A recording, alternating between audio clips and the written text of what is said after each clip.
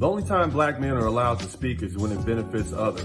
So hey, this is your opportunity to speak. I want to hear from you. And if you want to make this voice louder and clearer, then what you need to do is contribute to the Cash App, the PayPal, and the Super Chat. Thank you everybody for your contributions. I appreciate it. Let's keep it going. Donate to the Super Chat, donate to the PayPal, donate to the Cash App. It's your contributions and your donations that'll cause for this platform to grow. Let our voice be the voice, the preeminent voice in Black America. Dramatization. Bad drivers cause car wrecks. Not paying attention to the road, operating electronic devices, and drinking while driving can lead to serious injuries. If you've been the victim of a bad driver, a trial lawyer may be able to help you recover money to pay your medical bills, reimburse you for lost wages, and compensate you for the pain caused by your injuries. If you, your friends, or family have been injured in a car wreck, contact me, Attorney Dennis Sperling, toll free, 866-529-2444. I'm here to help. Thank you everybody for your contributions. I appreciate it. Let's keep it going. Donate to the Super Chat, donate to the PayPal, donate to the Cash App. It's your contributions and your donations that'll cause for this platform to grow. Let our voice be the voice, the preeminent voice in Black America.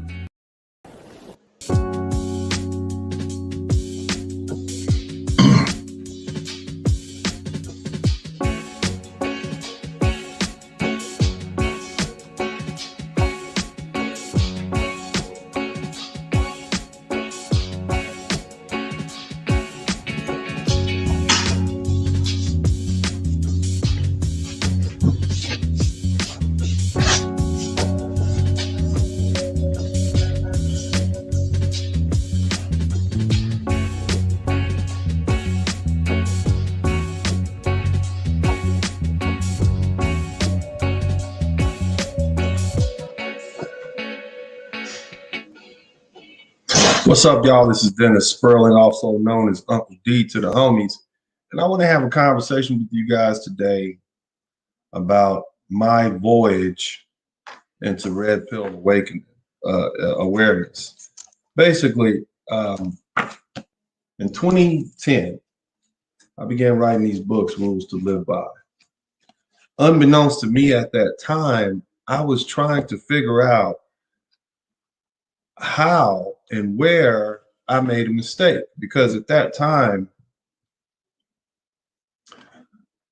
I just gotten divorced, just gotten separated from my ex-wife, but I'd done everything that they say you're supposed to do to be happy. I went to school, I got good grades, or good enough. I graduated, I became an attorney. You know, I found a cute little woman from the South to marry, cute little sorority girl. And I got married and it just didn't work out. There was just so many things that I didn't understand and nobody told me about these things. And so I began to write and I began to see patterns. And in my books, Rules to Live By, How to Maintain Peace of Mind and Happiness in a Conflicted World, volumes 1 through 3, I basically remarked and made note of all the behavior of people around me, the female behavior, the things that I began to notice, the patterns that I began to see. Now, at some point, I believe around 2014, I started doing research on the internet to try to figure out whether or not there was a better answer for the conflict associated with Black, white, Asian, Hispanic relationships, racism specifically. And so that kind of led me into the manosphere. I first ran across the pickup artists, which I found intriguing. And then from there, I discovered the white manosphere, and then Ibmore and the Black manosphere. And so from that point forward, my Red Pill Awakening began. And when I say Red Pill Awakening, I'm only saying that I began to accept the world for actually how it is. And I began to accept female nature, and that women are not sugar and spice and everything nice. And that Black men specifically have a specific set of issues that we have to deal with when it comes to Black American women, largely because of the issues that we had to deal with during slavery and the power that they were given by us over the power they would get, the power that black women were given over the black man and the black family generally. And so, you know, to say the least, wow, right? The red pill awakening happens. Wow. And here we go. Now, the world looks different to me. The world is I don't see the world the same as I used to. It's just, it's not the same. Even when I read the Bible, I see things differently. And so because of that, everything looks different. It's almost as if I'm seeing the world through red pill lenses. And once you embrace red pill philosophy, that red pill philosophy on life, you begin to look at the world with red pill lenses and you see the world exactly for what it is. And so in this broadcast, I'm going to explain to the black community why the black community doesn't embrace the idea of black police officers when logically we should. Now, there are a lot of you guys in here, and I've read some of the comments. I got guys in here says that some of black police officers are the worst. Let's see, what else have you guys said? One lady said they're slave watchers, just like the old Texas Rangers. They used to get paid to get Africans and original Americans who escaped Texas. Let's see what else you got. I mean, you have so many horrible things to say about black police officers, but we are the ones who say that we need to police our own. So how can we police what's the option to black police officers? White, Hispanic, Asian? Has that done us any better? So for one thing, we do want our own brothers and sisters from the neighborhood to police us. We don't want people who aren't familiar with the neighborhood and who don't understand the culture to police us. Why would we want people who are afraid of us because they don't know us and they don't understand the culture and know us to police us? That doesn't make sense. Here's the other thing. Police work is steady work. They have good pensions. They pay a lot of money well, let me say it like this. They will definitely get you in the middle class. The average police officer in New York makes about $169,000 a year, and that's without overtime. So as far as black men being in law enforcement, financially it makes sense. They get to stay in their neighborhoods. They get to patrol their neighborhoods. It's us policing us. I mean, on paper, it looks great. Now, a lot of you guys who are following my page, you have a problem with police officers. I can understand it. But we're going to have police officers. So why not have black police officers? That only makes sense to me. So my question to you all is, why is it that the black community doesn't want to have police officers, black police officers? Now look at this from a red pill lens, and I want you all to ask yourself, and if I'm talking about red pill, what am I talking about? I'm talking about looking at female nature, looking at male nature, understanding the power dynamic that exists between them, and take all that into account, along with the fact that black men and black women have a very unique relationship, and that black women are empowered by the dominant society to control the black neighborhood, control the black community, and have been. So why is it that we in the black community don't embrace the idea of black police officers? What does that do? I'm going to go ahead and I'm not going to tell you the answer. I'm going to actually go in and invite people in. I want to hear you guys come in here and talk to me about this subject. Why, the question on the floor is, why the black community doesn't like black cops. I invite all you guys from the manosphere, all the MGTOWs, IBMORs, come on in. Let's have this conversation. This is the StreamYard link. Come on in. I want to talk to you guys.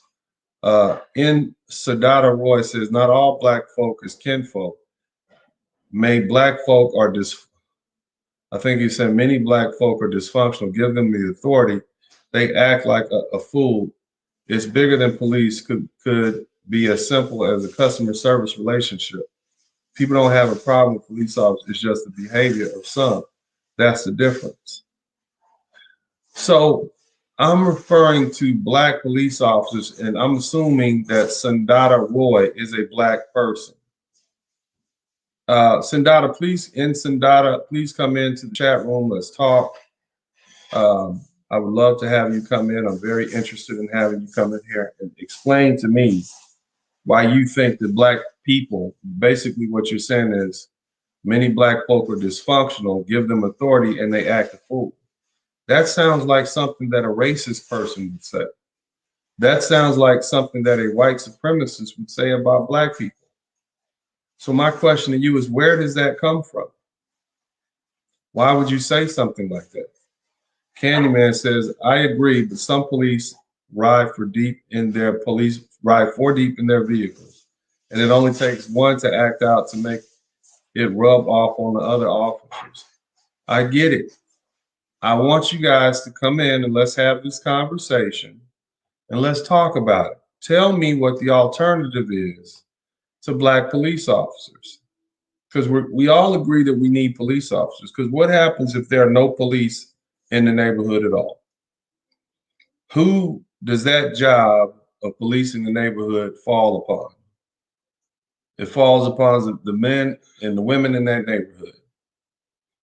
So when the lady down the street has a problem with some unruly person entering into her yard or assaulting her because they're high on drugs, you can't call the police. You got to call the guys from the neighborhood to come police that guy. Typically gentlemen who have no training at all. Does that sound like a viable option? That's my question. James S., welcome. How are you? I'm good, brother D. What's going on? I'm good, man. I appreciate you coming in. I want to get as many people as possible because I want to hold a forum, question and answer topic about this subject. Why is it the black community doesn't like black cops? James S., can you answer that question? I will personally say the self-hatred is very relevant within our community, right? Mm-hmm. Because people, if they understood the filtering process to actually get on some of these law enforcement agencies, I think they would think twice. Right. But I want to dig deeper than that right now. I'm not even so. It's not even about. Here's the thing. And Commander in Chief, how you doing today? What's up, everybody? It's Officer Charles Faulkner. How you doing? Good. So I wanna ask, and I want to get some regular folks in here. James, are you a police officer? No, I'll be in the academy soon. But I thought I told you, Uncle D, I've trained with a lot of them and brothers. Okay, that's right. And then Charles Faulkner's here also. See, I'm not necessarily talking about your training. Let me try to ask it like this. Why is it that the black community doesn't like black police officer the idea of black police officers? I'm not even talking about an individual. Why is it that we don't even like the idea of a black police officer? I'll let you go first, and I'll go after. Okay. I honestly think it's just there's a part of black society that still operate as children. And I say that with due respect, because when we look at some of the behaviors that go on in our communities that go unchecked, and then when you have someone of authority, a male figure of authority, because they don't react, and I hate to say this, but if they see a female officer for some odd reason, and this goes back to the whole matriarchal, they don't react the same way if it was a male involved. Why is it that when somebody like Kevin Samuels speaks the truth to black women, they become offended, but when somebody like Ayala Bonzant says the same thing, it's not a problem? The coddling, I would say, there's so much calling amongst women. They all think what I'm trying to get at is why is it that they have a problem with black men speaking to them or even having because positions they of feel authority? as though black men are beneath them. All right, so Officer Faulkner, why is it that black women respond to black male authority in that way? That's because they were brought up to see black men as inferior to white. So I guess what you can call happens, this as a Officer culture. Faulkner? What happens, Officer Faulkner, when you have a police force filled with black men When you have a patrolling the police, black neighborhood? when you have the police department, let's say if it was predominantly black, because we're just going to call it the police department. Nobody calls it force. That's like RoboCop 1980 stuff, but it's when you look at it. Number one, they'll try. I'll say this for not just the black women, but the black community. Period. They're The not black used community who's predominantly raised by women and who have female coping skills, right? yeah, it's basically emotional thinking versus So logical. they've been socialized by women and they pretty much think like women, right? Pretty much. And They what think like happens their is, mother. and So what happens is, how do their mothers respond to black male authority? they usually don't unless the black male authority is for their bidding, meaning I want you to get my baby daddy under control because he did something I didn't like. So they don't mind using you as a concu serf, as Dr. Tia Son Johnson says. But my question is, and I'm going to get it out of you guys, okay? And Mr. Obas, welcome. I appreciate you being here. Thank you so much for coming in. Are you there, Mr. Obas? Yes, sir. I'm here. How you doing? I'm good. Let me finish my questions here with Officer Faulkner. So here's where we are. We're in a fictitious world where 100% of the police, we'll say 60% of the police officers are black men patrolling black neighborhoods in a community where there is very little respect for black male authority. Who would have a problem with that? The reason why they would have a problem with that, which is the community itself, is because one, you have the men who are taught you shouldn't be in no black man's military, no white man's military, white man's police department. All right, Doc, but it's your system. Officer, we gotta go deeper than that. We gotta go deeper. We gotta go deeper. You're almost there, but there's more to it. Here's the thing, and I've learned that women want two things. They want to control their bodies and they want to control your body and everything associated with it. This is, and we're looking at this from a red pill lens, not just stuff. We're looking at it from a red pill perspective. Oh yeah, we're going definitely red pill, because guess what? The only way women can ever rule is by proxy power. Mm-hmm. Think about it. Women do not have power to make you do anything. It's all psychological. Why do you think you have black boys underachieving, but the girls are overachieving in the community? Because psychologically, if the boys actually did better and actually had reverent respect for black male authority, the boys would outclass them. And their fear is that the men would leave them. So and then on top of that, to put more perspective on it, when you have 60% of your men who are in the community or living in the surrounding counties, those officers would automatically be middle-class men. So say that again for the people in the back. Those officers would automatically starting day one, when they start earning a check, would be middle-class men. And what does that imply, officer? That also implies, because they would be on a different. Yeah, I'm sorry. Go ahead. Yeah, you were on it. Go ahead. They would be on a different status, and that money. Status, and money that and status. Okay. That money, status, power, prestige. Money, status, power, and prestige. And remember this, and I'll say this before. Let me add on to that. I don't think, and you said that you thought that they're afraid the black men would leave. No, they're afraid the black men would stay and then control the neighborhood and then have power and authority over them. And not Here's just the other that, it will thing. force them to submit, to be submissive, because Say it again. Say it again. it would force them to be submissive and It to would force submit. them to be submissive.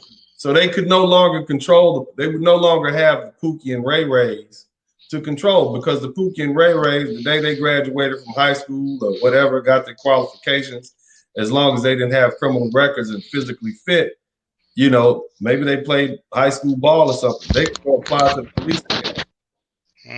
And And what that in itself, because of the Gray Faulkner initiative and other initiatives similar to it, that would solve so many issues in the community. Because why do black women have a power? Why do they have a problem with black men having authority and power over them in the black community, Officer Faulkner?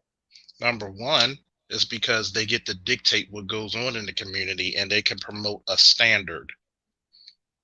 And then when you cannot come anyway unless the men says you're of standard, meaning you cannot come with a violent disposition. You cannot come out of shape. Do you think these women in the community could control a neighborhood full of police officers who actually live in that neighborhood? Like every other block, you got 4 or 5 cops who live in it. I got 2 or 3 police officers who live in my cul-de-sac.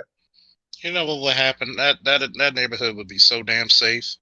You wouldn't even have to call the police, because the police would handle. And that's another thing which will bring into the communities. You will be able to police yourselves without any government interference. All right. I appreciate it. Officer Faulkner, we're going to let James S. chime in. James, have you been listening to this conversation? Yes, I have. All right. So do you hear where I'm going with this? Yeah, now I see the deeper context. You see why red pill analysis, you see why you got to put your red pill lenses on to see this? Yes. Now, explain to everybody who didn't understand what we just said. Clearly, if these black boys, these young men who didn't make it on the NFL, didn't make it to the NBA, who had good grades in school, stayed out of trouble, 17, 18 years old, they make a decision to join the police force. They what? As Officer Faulkner says, who's been a member, I believe Baltimore, right, Officer Faulkner? Yeah, well, he's been on the police force for 14 years. Baltimore for 14 years. He's telling you they would instantly enter the middle class. Okay, they would get, I believe, about six months training in the police academy. So that means they got money, they got power, they got authority. And I disagree with Officer Faulkner. These women aren't afraid that these men will leave. They're afraid that they'll stay. You see, they'll stay, and then what will they do? They'll live in the neighborhoods. See, you can't have crackheads walking down the street when the police officer, when there's a lieutenant in the police force on that street. You can't have people playing loud music riding up and down the street when you got a bunch of patrolmen with their cars parked outside the house. That's not going to happen. That street is probably going to be one of the safest streets in the neighborhood, in the whole city. That's what happens. There's no, as the officer said, there's not going to be that kind of disruption. Children can go outside and play in those neighborhoods. I know, because for many years, my next door neighbor here was one of the Houston sheriffs, and him and his wife, and they would have their patrol cars parked outside. We never had any problems. Still don't have any problems. We don't have no problems at all. People come in this neighborhood, they turn the music down. They don't smoke weed walking down the street. We don't have any problems at all. You see how much order that brings, James? You see how much control that brings to the neighborhood? No, I definitely do, Uncle D. And it reminds me of New York, right? In Staten Island. Yeah. That's where all the cops live. We're going to get to that. Now, what race are those cops? Oh, majority, I would say mostly Italian. I mean, it's a mix now. NYPD's mixed, but I would say majority of Italian, Irish, a lot Say that again. Italian, Irish. Yeah, one more time. Italian and Irish. Now, do you know that when the Irish and the Italians got to New York, they were treated really bad? Yeah, yep. Do you know that they were basically considered the lowest of low? They were the impoverished. They were immigrants. They wanted them to go back home. Yeah. Did you know they have signs up that said no Negroes, no Irish, and no dogs? Yep. You see that? They have derogatory names for Irish people. Yep. Yeah, you see what I'm saying? And also Italians. Yep. What the Italians and the Irish did specifically, the Irish took over the police department. And I'm sure there was some Italians that joined. And the Italians took up those jobs in the fire department. Yep, that's true. And That's so, why you yeah, have of the course, Emerald there's going to be Society. yeah, of course, right. And so, what ended up happening? All of them ended up lifting themselves up into the middle class. And The Italians, go ahead. Who was that?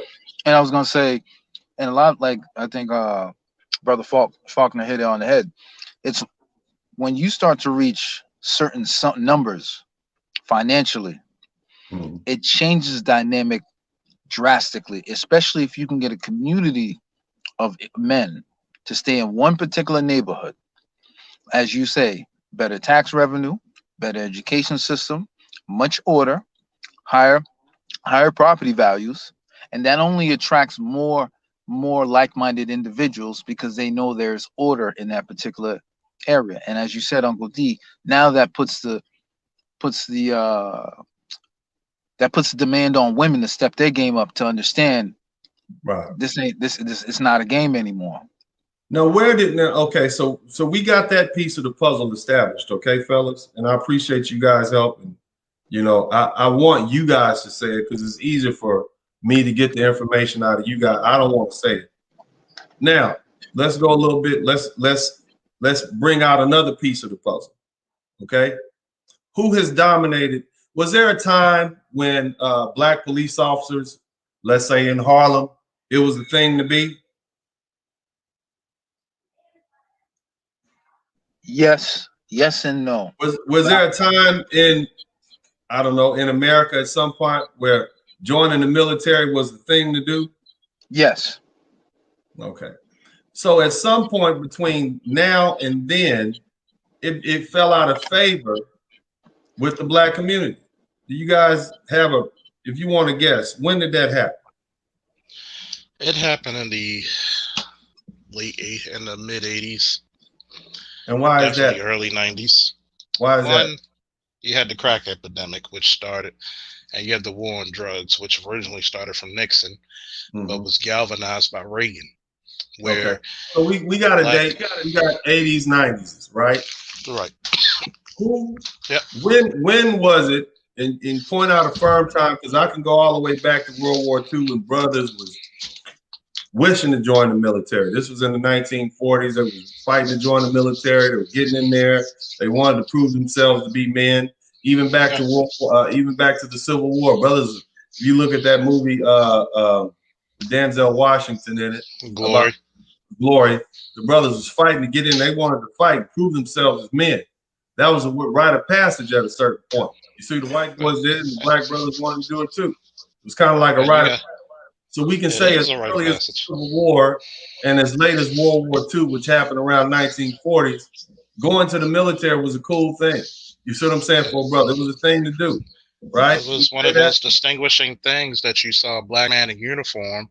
Yeah. He represented the best of you.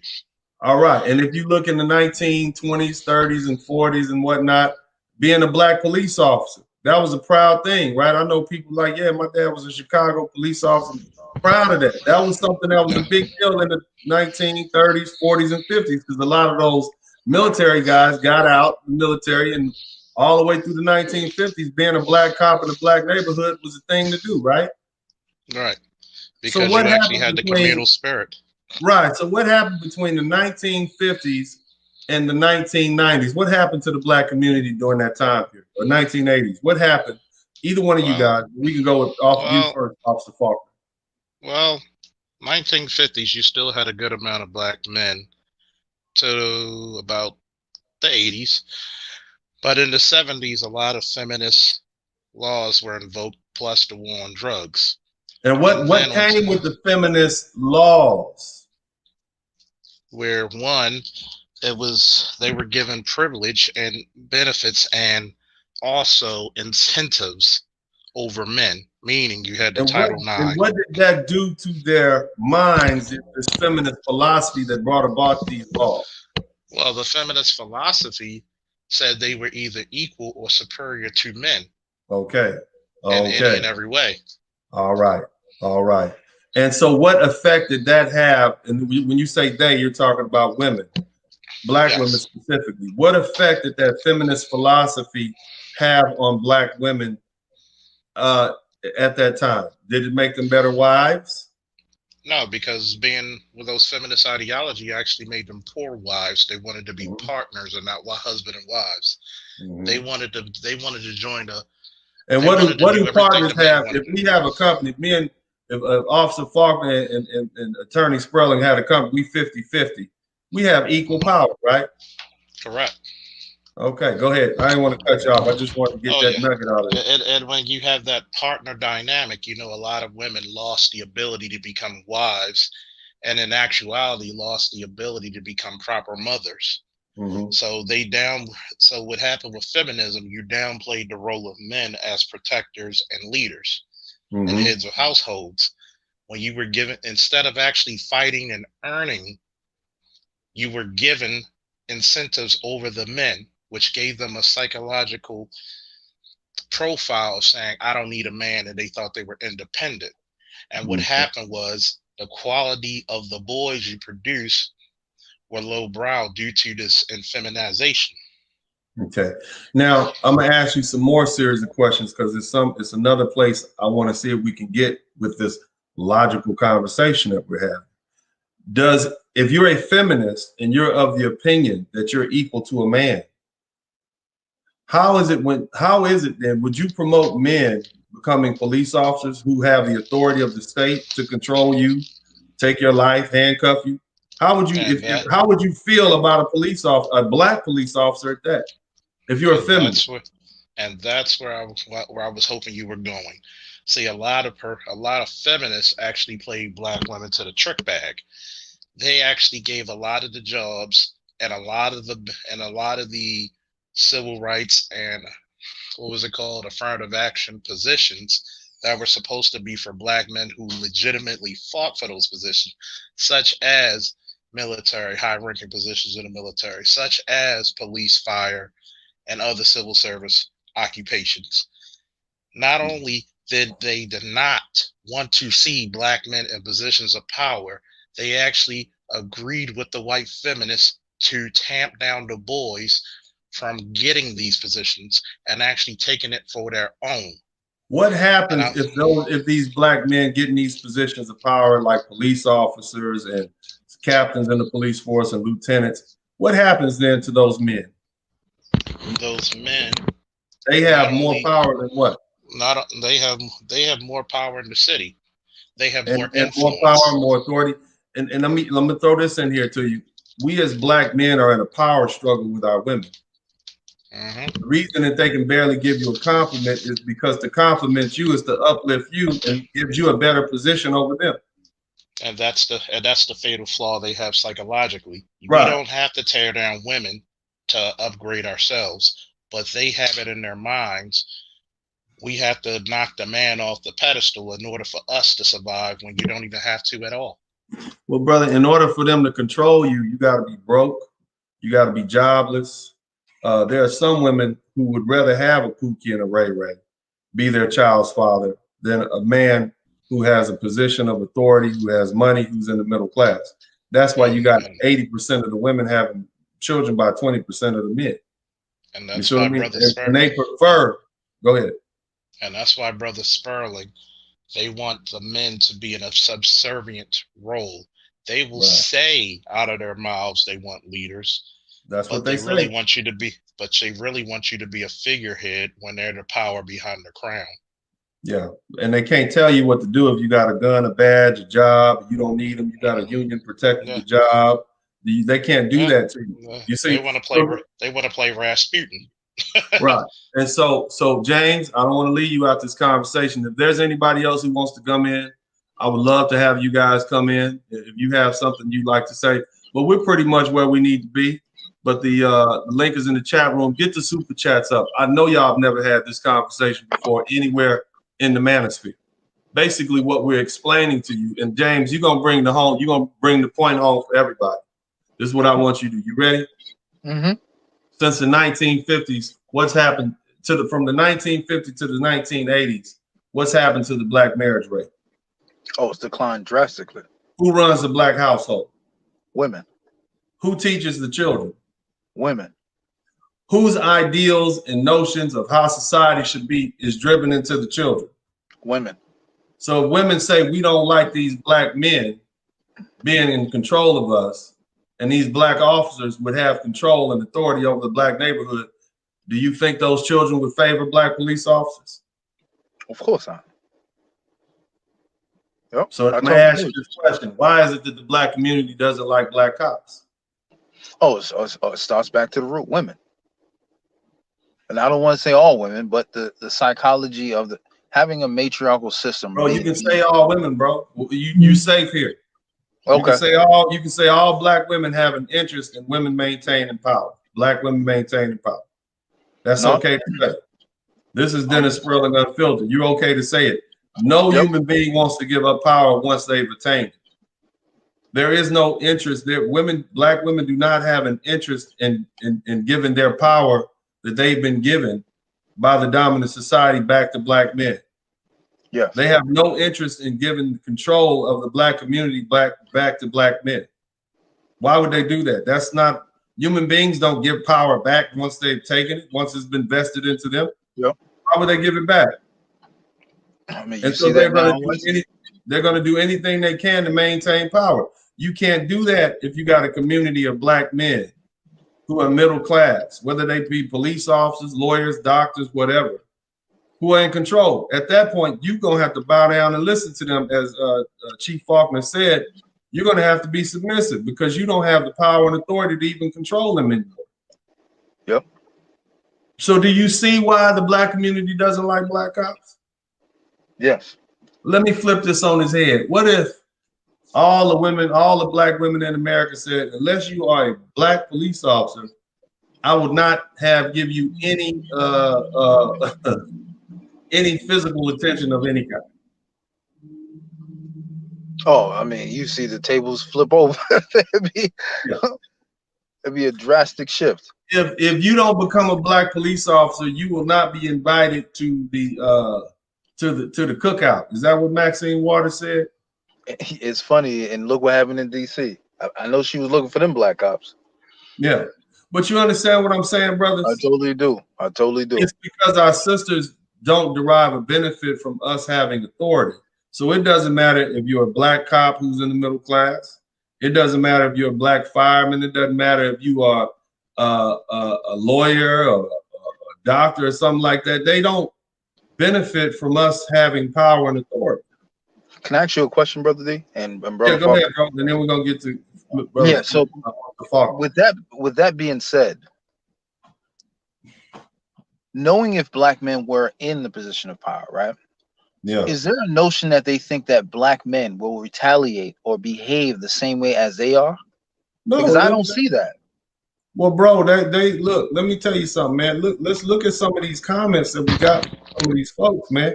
They say you black people don't know, you brothers don't know how to act when you're in charge. Let's see what else they said. They said, y'all a bunch of slave catchers. This is what black women are saying about black cops. Officer Faulkner, they say you a slave catcher, Officer Faulkner. That you the same one that had to get the dude up off the girl who gave her a knot upside the head as big as a baseball. But I'll tell you this. Let me tell you what else they said about it. Go ahead, bro. I'll tell you about the slave catcher part. No, but hold on. They say in Chicago, y'all treat them like trash. The black officers, I guess the white men must treat them like diamonds and silk.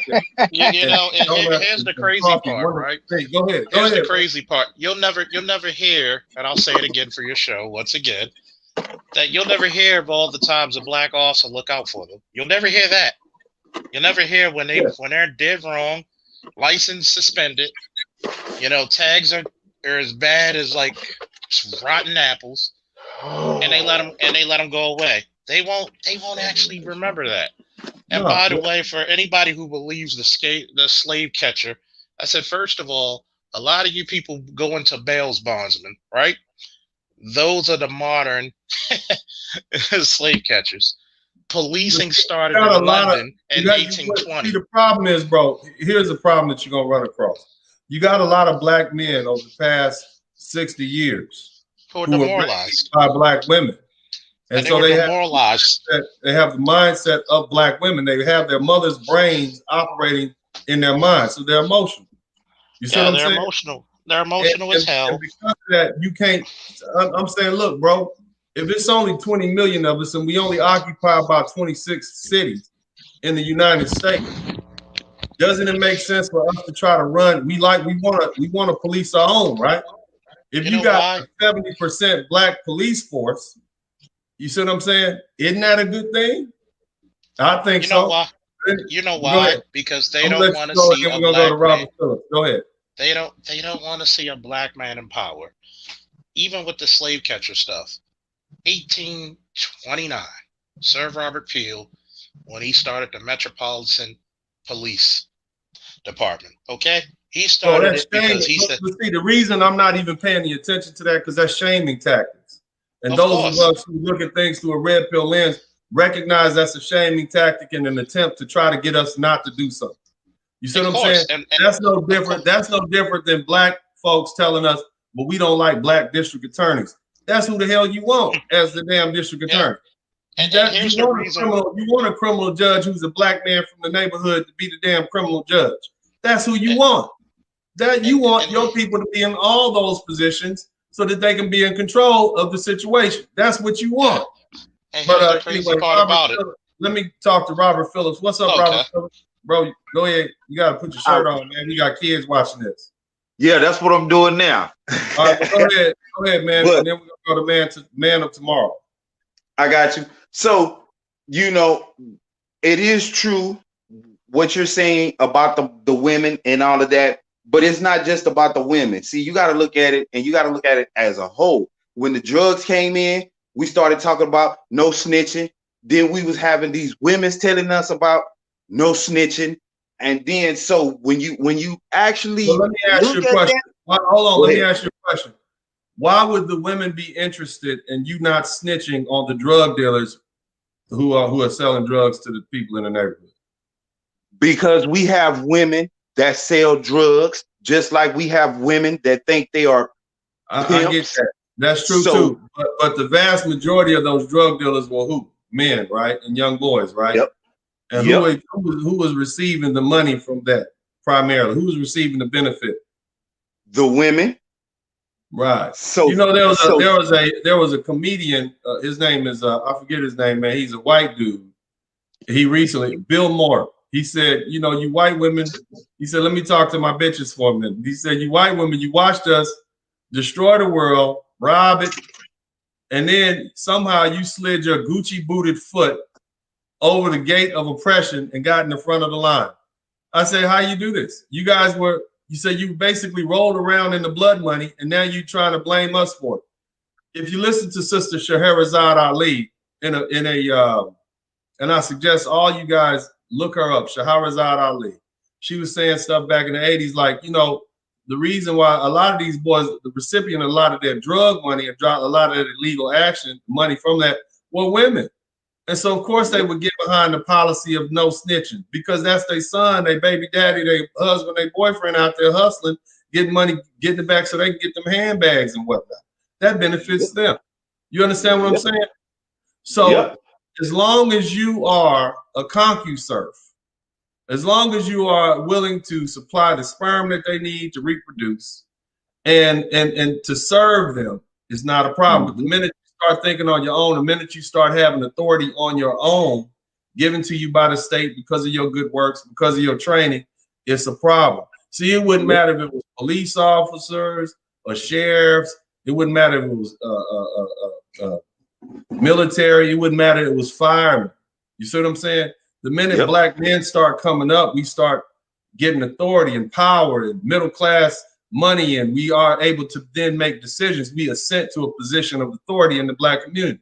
That does not interest black women. That does not fall into their set of interests. They've been vested with power by the dominant society, and as human beings, they don't want to get that up. I respect that. I understand it. And the only reason we haven't wrested that power away from them is because we love our women. That's just the truth. And we feel sorry for them. Yeah, Robert, and give me 1 minute. Man of tomorrow, welcome to the conversation. Today we're asking the question: why is black community doesn't like black cops? Go ahead, bro. The floor is yours. Well, actually, the black community love black police officers. Oh, they do. Yes, they do. Officer In Faulkner, Mississippi, you've been on the police force wait, for wait, 14 wait, years, hold right? on, man. Like, can I Hold finish? on, Officer Faulkner, unmute yourself. Officer I'm Faulkner, here. come back in. Now, I want you to listen to Mr. Man of Tomorrow, and I want you to respond to his statement.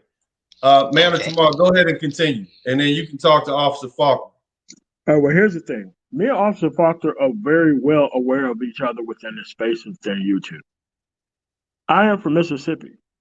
Most of the people within the space of Mississippi, all of the people who are sheriffs or even anybody who's hired within the space of the actual domicile of where I'm from, we have mad respect for police officers. The reason Mississippi has 2 million people in the whole state. Wait, hold on. I just wanted to explain my point about why they are respected and why they're not respected in the domiciles where they're not respected. But go ahead, bro. Go ahead and make your point. Yeah, my point is the simple fact that you don't respect people within your environment who come within your environment who don't respect your values. Mm-hmm. That is not anything that has to do with red pill or anything like that. Most people who come from the actual domicile to where I come from, who patrol the environment right now, they have to stay within a 25 to maybe even 30-mile radius of what they actually police. Most of the police officers, when I was one in Denver, they are able to live 150 to 200 miles outside the domicile of where they actually come from. So when you talk about people who don't have respect to police officers within the environment, it's about the respect that the people actually are treated with within the environment to which they come from. If the people within the environment don't reflect who you look like, the school system, or even care anything else that's there, and the only thing that they actually care about is collecting the check. Like when I was over in Iraq and Afghanistan. What are you trying to do? Why is it that the black community doesn't like black cops? And you started off by saying the black community does like black cops. They do. They do like black cops. All right, Officer Faulkner, in your opinion, based on your 14 years of experience, well, just tell us, what are some of the responses you get from the black community when they find out you're a black cop? It's a mixed bag. You're going to have those who love you and respect the position because there's a brother there. Mm-hmm. You're going to have those who hate your guts regardless if you save their life. And what you tend to find out is those who are going to school and we don't bother them. We have rapport. We try to look out for people. You know, if there's an old lady bringing shopping bags, you know, we have no problems helping her with her bags or helping her, you know, get up the steps or something. Even young black men who are interested and want to become knowledgeable about it. But when you have people, it tend to be the people who live a shady life or benefit from a shady life that hate your guts. Mm-hmm. So that's why I say it's a mixed bag, because I can tell who likes us and who doesn't. You got to see what side of the fence where they benefit and where their allegiance lie. All right. So man of tomorrow, please explain into what context you say that black men or the black community does, well, really, I'm saying the black community doesn't like black cops. You say they do like black cops. Please explain, because Officer Faulkner said it's a mixed bag, and you're saying they do like it. I'm saying I don't find that. And see, you're from Mississippi. I'm from Los Angeles, and then I live in Houston, Texas.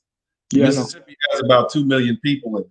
I'm very familiar with Mississippi. I see how it goes around there. It's not as developed as places like Chicago and Detroit. Right.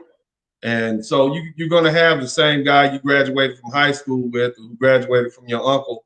He's going to be the police chief, or he's going to be. What's wrong with that?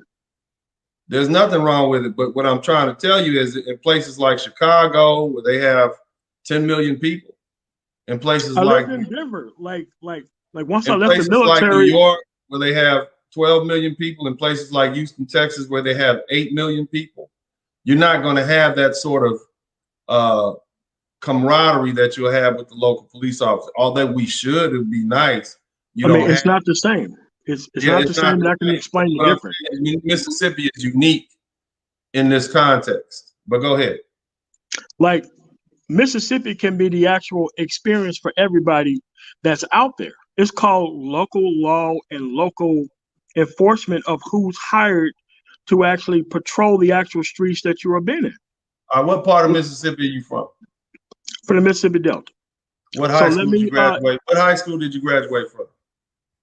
Or are you really trying to get that deep into it? What high? Well, how many people graduated from your high school and your high school graduated? 76. 76. Yeah. All right. So let me, let me finish. Let me finish. can I Let me actually finish, finish sir. what I'm Let me actually finish, saying? sir. Let me finish, please.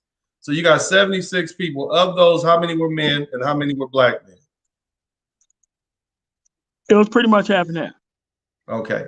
So you got half and half white, half and half black. And how many were men of that 76? There many black wasn't men really graduated? many whites in that actual school. It was very few whites. Okay. So my whole point is, brother, in a city like Los Angeles, I mean, that's not in a compared city to like, my let me finish experience asking, in Denver, brother. Let me, Colorado. because bro, you know what? Let me finish making my point. I get it that you say neighborhood policing is a good idea, Yes. and I agree with that, but it's just not feasible because you don't have enough people graduating from that neighborhood high school or those neighborhood high schools to police that area. Period. That's not the same as Denver, Colorado, where I actually was one. Like, Okay. let me explain to you where I grew up at and where I actually was one at. So what you're actually talking about is something very different. What officer is actually talking about, the other guy on the panel is talking about where he grew up at, where I actually was an officer at. It was actually a place where it was far different with the actual things that was going on. So you have to understand that you can actually make community policing work. You have to start that with the local people within the area.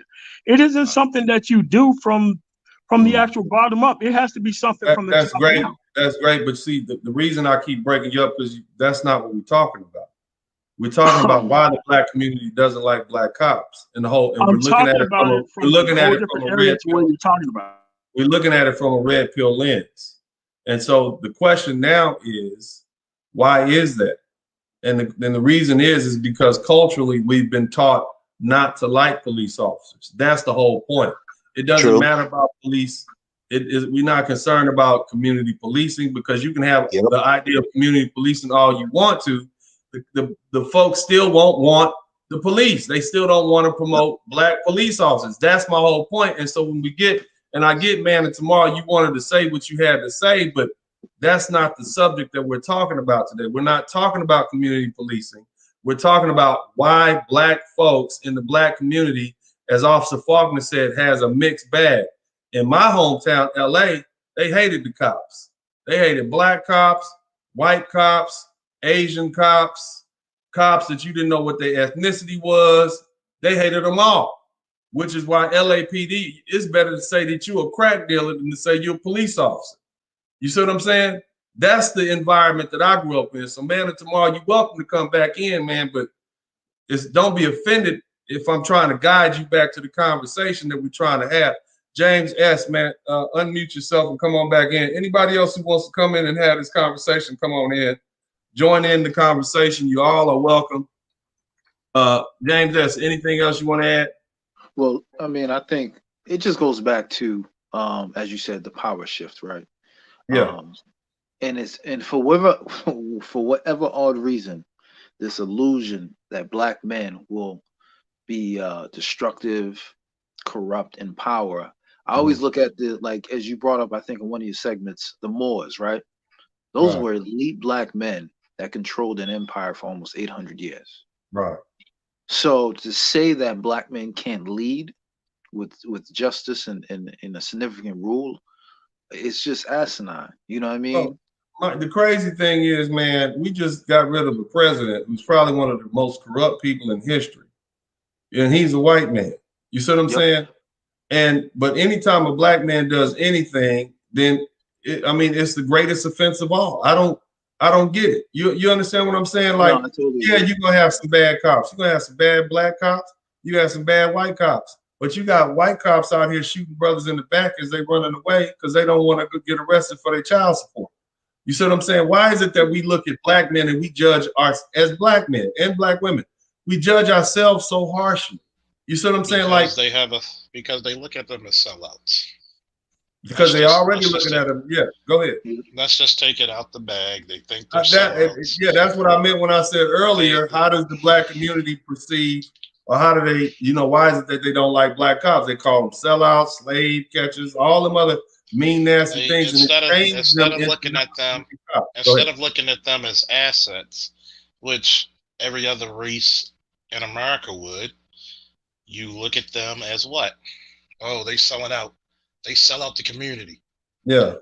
As community we don't know. Irish weren't up there policing other Irishmen in New York when they became cops. As if the Italians weren't policing other Italians when they became cops and whatnot. You see what I'm saying? And I'm going to bring up the story of Sir Robert Peel. Mm-hmm. When they were looking at the Plutarchs, the rich who controlled everything, they were trying to put who they wanted as police. And Sir Robert Peel was like, wait a minute. The best way to have police or constables at the time was to look from within the community. Right. Who's better to police you than you? Right. We will never ever admit that, because that would say, why aren't we producing more lawyers? Why aren't we producing more police? Something's not right if we got to look to other races of people. For example, the Baltimore Police Department was actually doing a recruitment drive in Puerto Rico. You're telling me you got all these Negroes here, and you can't find one. And you can't find, and you can't, but you're going all the way to Puerto Rico, and you're going to racist ass Pennsylvania. Yeah, and and Puerto Ricans they have their own socioeconomic based racism, skin color, light skin racism over there. If you think white racism is something, wait till you see Latin American racism. I just talked about that yesterday, man. I just had that conversation yesterday about that 14-year-old boy that got attacked by that little Latina girl who seemed like she was crazy as a bag of wet cats, but they caught out in California, and I guess they sent her back to New York on the Grey Goose. But but yet they think that there's a fear of the black man in power. That's exactly what I'm saying. That's my whole point. There's an underlying overt fear of looking at a black man in power. Most black men look powerful compared. You put them next to most other races of men, they look physically imposing and more physically powerful. Right. So imagine you couple that with education, certification, and other things like that. That scares the hell out of people. And you got to remember, a lot of the black ideology in America comes from what? White academia. So you get a lot of these black women who are going to college. That's what they're going to believe. They're going to believe what their teachers and white academia tells them about their men. Oh, the men are oppressive. When you have the most egalitarian men that were ever created. Right. Who is that? Go ahead. Sorry, it's me. I just have a question. I have a question for you. Why don't we just do it instead of just complaining about, not being in power? No, we're talking about it right now. See, how I'm gonna end this conversation is, all you young brothers out there, now that you realize that the complaints about why you shouldn't be a black cop is because the people that are complaining, it comes from the women in our community that don't want us to have power. But the idea of you being a black cop, or joining the military, becoming a sheriff or a constable, that will immediately send you to the middle class. As I said before, Officer Faulkner, cops in New York make $160,000 a year. A lawyer coming out of law school is only going to make about $65,000 or $70,000 a year. Exactly. I don't even want to tell you what my overtime. You I can be don't even want to tell you my overtime rate now because people be pissed. You instantly at $169,000 a year after working 4 or 5 years. I don't know how it works, man.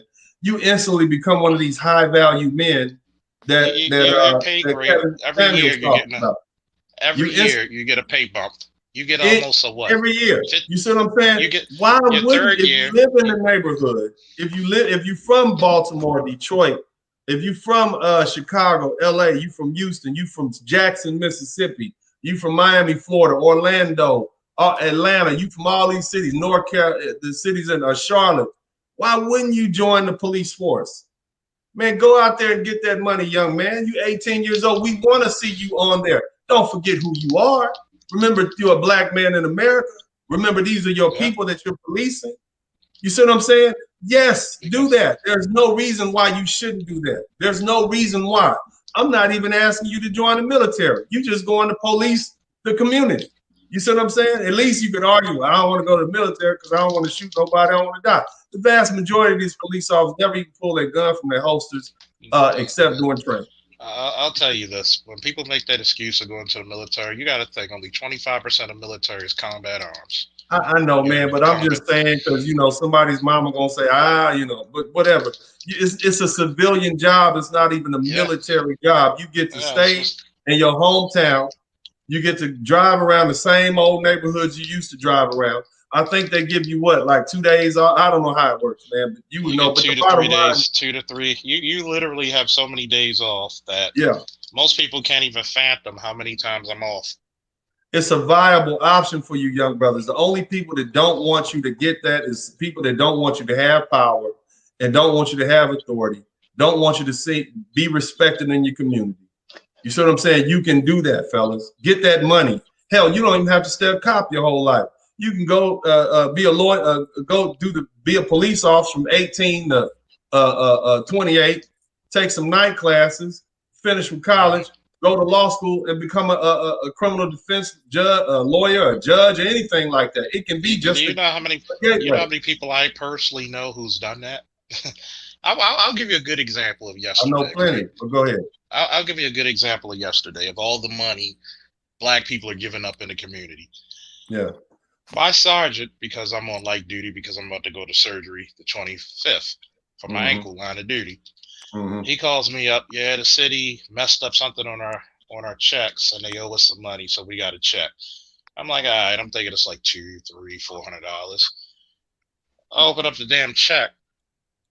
Because it's a government organization and if they'll be audited, they give us a goddamn check for like $2,800, including your pay, including your stimulus that just came, and then you're gonna have what, income taxes?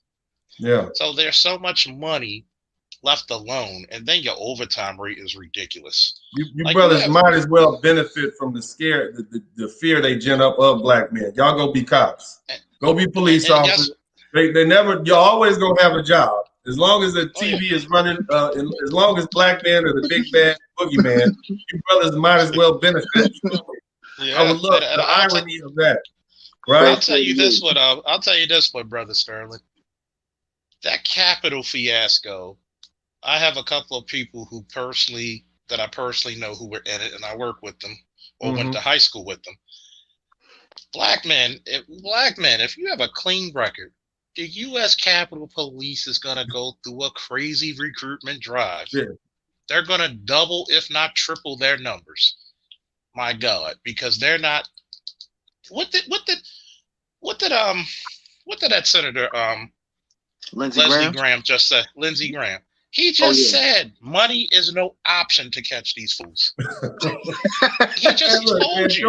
We're going to break the bank for you. You can join the FBI. You can join, because that's just another agency. You know what I'm saying? You can become a cop, join the FBI. Man, get your money, man. You don't have to wait around for that. Let me tell y'all something, man. And I know we got D in here. Let me.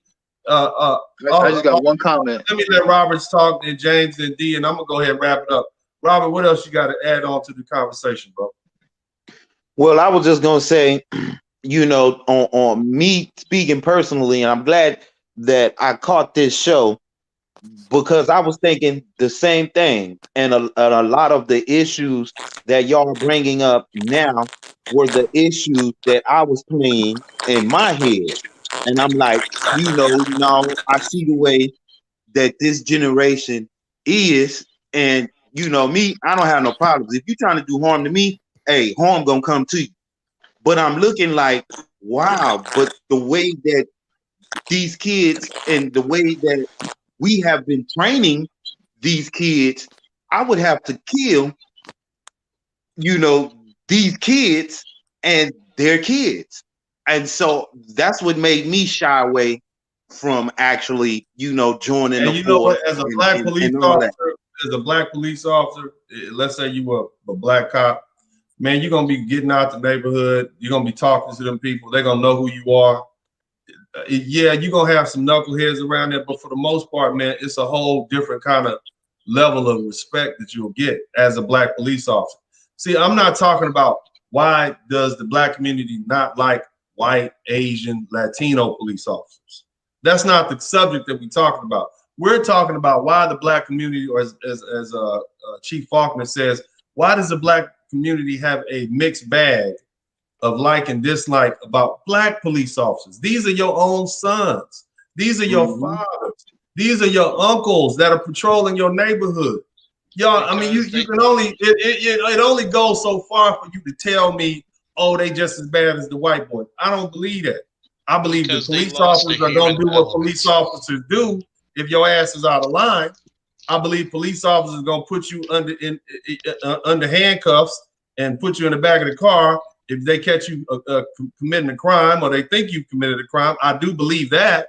You see what I'm saying? But what I don't believe is that all these black officers are as racist and bigoted and prejudiced as some of these Asian cops that are shooting us down, and these white boys that are shooting us down, and these Hispanic dudes that are shooting us down. I don't believe that the Chief Faulkner, who can bench press, how much you say, nearly 500 pounds, and is 275 pounds, is going to be afraid of some 180-pound 16-year-old to the point that he has to beat him with a stick with 5 other dudes on the side of the road. I just don't believe.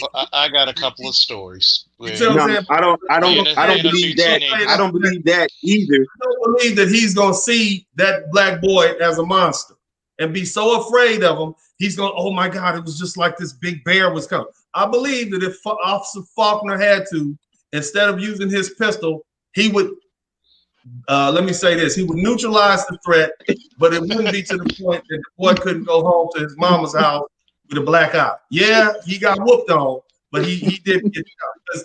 I don't believe that a black officer, knowing brothers like I know brothers, are going to be that afraid. I think he's going to be more like, I wish you would, young man. I wish you would. There's a couple of kids. There's a couple of kids who we had some words, and I was like, well, I'm gonna kick you, you know what? And people amazingly get really nice when you grab them by the collar of their shirt and lift them up about 2 inches off the ground. Yeah. And they get the point. Right. That's what I'm saying, man. And see, and here's the thing: when you get enough black police officers on a police force, you got 60-70% black officers on the force, then the dynamic in there is gonna change. You see what I'm saying? The white boys gonna be like, well, we can't really get away with all that because we don't know what kind of black man is in the patrol car with us. Yeah, he might be, he might be he might let us do our thing, but he might be one of the ones that's like, oh hell no, he been listening to too many Malcolm X speeches. You see what I'm saying? That's me. Guess what? That's me. That's how I feel. The hell out of them. Yeah, and check that out, write them up, and get them up out of there. That's what happens when you give police officers, our black police officers, the numbers. Again, I'm not talking for all you folks in here. I'm not talking about why the black community does not like or does not like white cops, Asian cops, Hispanic cops. That's not what I'm talking about. My question is, how could you not want more black officers in your neighborhood if you say you want to be policed by your own? That's basically my question. So we came to that logical conclusion. It's based on how we're taught and how, at the end of the day, Nobody wants to see black men in positions of authority, especially those who are now controlling the black community. But James S., you next, and then Mr. D.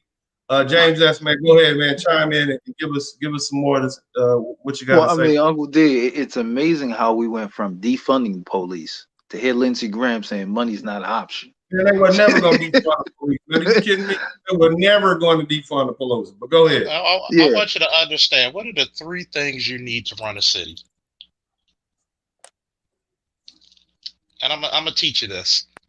Number one, police. Man, let me let James. I want to try to wrap up, man, because I'll be talking too long, man. I don't want to be here 2 hours, man. Just give me a minute, bro, and then we'll have to get you here on a special day. But James, man, what else you had to add to this conversation? Well, yeah, it's just you can see how, again, right, as you mentioned, the feminist movement, the false misconceptions that they keep putting on our sisters, and here we go. What happened in Capitol Hill? Clearly, I've always identified. We want law and order, and this is going to be how it is, and this is how it's going to end. So they're going to hire. I want them to hire black police officers from black neighborhoods. That's what I want. You see what I'm saying, bro? This is where I am, and I want you brothers who don't have a job, you're young enough, get on out there and apply. That's what I want you guys to do. I want to see you, brother, and don't forget who you are. Don't forget you are a black man first. You understand what I'm saying? That's what I want y'all to remember. You a black man first. All right. And so you don't get out there and get caught up and whooping on your own people like that. You're getting caught up. Follow the laws, follow the procedure, do what's said, and use it as a springboard into the middle class. Save your money, invest your money so that you can do what? So that you can take your children into the next generation, get their education, get you a good woman on your side, man, that understands what you're trying to do and what you're trying to build with your life. To me, it's just an avenue, man. It's just another job for you to make money. If you do it in a righteous way, you follow the laws, you do what you're supposed to do. You're not out there trying to bully people and looking for trouble and trying to prove points that you couldn't prove in high school. Then you go out there, man, and you be a cop, be a sheriff, hell, join the military. I don't care what you do. But what I don't want to see when I'm driving down the goddamn street with my sons is more black men under the goddamn bridge because they done got put out the house at 19 to 20 years old because their mama said, well, you grown now, go out there and be a man. And then the next thing you know, they around here committing crimes and stuff. They go to jail, then they get out, then they really don't have anywhere to live. And all their options for jobs and education is shut down because they got third-degree misdemeanors and felonies and whatnot. You see, that's the reality that I'm dealing with. Every time I drive down the goddamn street, I see is more and more black men under these bridges around here. And I got to explain to my sons, you know, why that's not going to be them. They like, Daddy, all we ever see is homeless black men out on the street. How did they get there, Daddy? You see what I'm saying? And these are viable options. But see, as a man, I'm not looking at this emotionally. I don't have a problem with other black men having power positions of authority. I have no problem with it at all. I love to see black police officers pull up behind me. I'm going to treat them the same way I treat white cops, keep my goddamn hands on the steering wheel, get my insurance. My car don't smell like weed. I'm not doing any crimes. I don't have any warrants. I ain't worried about it. You see what I'm saying? I'm not gonna make any sudden movement. Even if the cop is having a bad day, I ain't gonna talk. I'm not gonna say anything crazy to him to get him turned up. Now, if there are some civil rights violations and some I don't like, I'm gonna sue their ass the next day. I've done it before. Google me. You see what I'm saying? That's how I deal with it. But I'm not gonna litigate my cases on the side of the road. But aside from all that, this is a great opportunity for you brothers, man, to enter into the middle class. I don't care if it's the police, the sheriff, the constable, all that law enforcement stuff, man. Just use it as a gateway, man. You can be the pillar of finance in your family. You see what I'm saying? You can have the respect that you need and that you earn, that you deserve. That we as black men know, we appreciate that. Yeah, it's gonna be some jerks in the group, but it's jerks everywhere. But for our own community to say, oh no, don't do that, that's bad, blah, blah, blah. And then they got all these, what do they say? I don't want to even read all this foolishness anymore. Go in there and get your $169,000 a year. That's what I want you to do, brothers. That's what I want you to do. I want you to use the police force to enter into the middle class. Some of us, you don't want to go to college for 4 years and then another 3 or 4 years for medical school or law school or engineering school. Take your butt down there to the police academy. You don't have a record. You're not getting any trouble. You physically fit, man. Go ahead down there and join that. especially if you live in one of these major cities. I promise you, they got a job waiting for you. But anyway, D, man, would you like to chime in before we leave? And then we're going to go to Tony. D, can you hear me? Uh-oh, look like D. Oh, yeah. Go ahead. Yeah, I hear you. I hear you. I got a question. Yeah, D, go ahead. Yeah, I totally agree with everything you guys are saying. It's just best for us to, follow the cop's rules, do everything he says, so we can come back home to our families. Cop, man. That's with any cop. And let me tell you another thing. Just because you got a black cop dealing with you, don't lose respect for that, man. Don't get all common with him. Oh, bro, come on. All that. Show that man the respect he deserves. You see what I'm saying? Because we as black men, especially in the past 60 years, we've been taught to do everything we can do to undermine black male authority, because that's what dominates our neighborhoods. The matriarchy, women, all that black. And so when you see a black cop, oh, that's just another N-word. Y'all love to say that. Oh, that's just another. Bro, it's your programming. You've been dealing with your mama and your auntie, and you got female coping skills. You don't like black male authority. And the reason you have such a vitriolic response to black men who are in positions of authority is because that's what you've been programmed to believe. Half of you brothers don't even like yourselves. Half of you brothers are always self-sabotaging yourselves when you come up. You see what I'm saying? You do stuff to undermine yourself because you don't have enough respect for yourself as a black man, because you don't feel like you deserve it, because you've been programmed to believe you don't deserve it. And that's what's crazy, man. But anyway, Super Tony, man, y'all got me on the tangent, man. Super Tony, man, unmute yourself, man. I know you're late to the show, but, man, go ahead and add in. What would you like to add to this conversation? First, real quick, a pleasure to be on the panel with Uncle D. Just want to say, I'll be real quick. I think one of the greatest declaration of being a man, what truly being a man, is his ability to problem solve. Right. And a lot of the things that's been going on, and we got to understand a lot of the opinions and the stereotypes that we've been regurgitating around like the 80s, 90s, like a lot of the men, we just been puppet heads of a woman's voice box. So let's say if all those stereotypes were true, let's take it as face value, hypothetically, all those negative things that people been saying about black cops are true. As a man and our ability to problem solve, we should a man's ability to be like, you know what? Yeah, those black cops are racist, but I'm not racist. So we need more me's to go in there and change the system. That's what a man's ability is. We able to see a problem, analyze it, and then problem solve it. So if all those things were true, as black men in the community, we should be, more prone to go into that force and change the dynamic. That actually should encourage us more to get into it instead of not get into it. You know what I'm trying to say? They use those things to scare you away from it, which it should actually push you towards it. It's like, what? We got a lot of BS going on inside the force.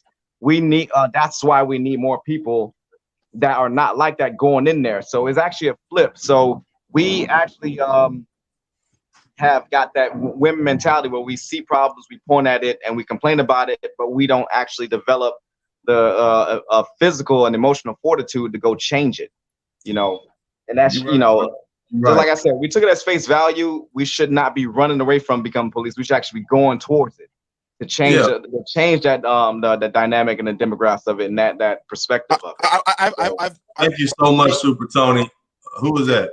I have a question, Uncle. Man, just call me Dennis, man, or Mr. Sperling or something like that. Go. Who is that? It's D. Okay, what's up, D? Why? I don't understand why. When you talk about black male authority and just how we interact with black males, how we as black males, we don't really respect each other in a way. We don't really give a lot of respect to each other, just in general. You want to know why that is? Yeah. Because that's what you were programmed to do.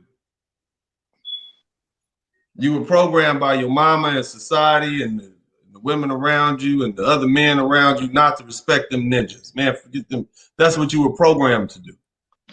You were programmed not to respect black male authority. You were programmed to think lowly of black men in charge. But he's still an N-word though. See, you were programmed to do that. That's why anytime you have a black man in charge, there's always some asterisks next to him. He must be sold out. He must be a COON. He must be this. He must be that. You see what I'm saying, brother? And so what you got to do, man, and see, let me tell you a secret that I know. All these black power people like that doesn't benefit you. Yes, I want to see you empowered, but the black power movement benefits black women for the most part. They're the ones because it empowers them. It makes who's running the who wants the community as it is right now is run by black women. So when you empower the community, who do you empower? Black women. As it is right now, yeah. So let them continue on with that. I want you free thinking black men to recognize that, as I say all the time, you're free. And I want you to do what's in your best financial interest. And then I want you to get together with other black men and their black families, and y'all come together. And that's the empowerment that we want. The empowerment comes from the intact black family led by strong, dominant, masculine, financially safe, emotionally stable, physically fit black men. You see what I'm saying? And one avenue to remedy one of those issues is what? Go on, man, get one of these government jobs, whether it's a police officer, hell, police officer, constable, sheriff, meter maid. You see what I'm saying? Something with some stability that can take you into the middle class, because you can do a lot more with money than you can without it. But as long as there's this stigma associated, man, I'm checking the statistics. We got in the city of Houston, man, and I'm gonna double check this, but this is horrible. In the city of Houston, we have 43% black, 22% black police officers. In California, they got 22% black people, 12% LA, 12% black police officers in LA. Wow. You see what I'm saying? All in every other demographic, whether it's prison, right? All the bad stuff we're overrepresented, but the stuff that can actually help us, we're underrepresented. And why is that? That was my whole point. You're being shamed out of taking an opportunity that could change your life. From 20, let's say you work from the police force from the time you're 18 to the time you're 20. Now you're 38 years old. You're a young man, and you got a full pension, and you can go anywhere you can work. You probably get 80 to 90% of your pension, and you can go off and do whatever the hell you want. You can invest you can spend the rest of your life investing, and all you did, you stayed in the same neighborhood and patrolled for 20 years in the same damn neighborhood. Got a desk job after 5 years. You see what I'm saying? Most of the time, you go to other jurisdictions, and they hire you to be a higher-ranking supervisor.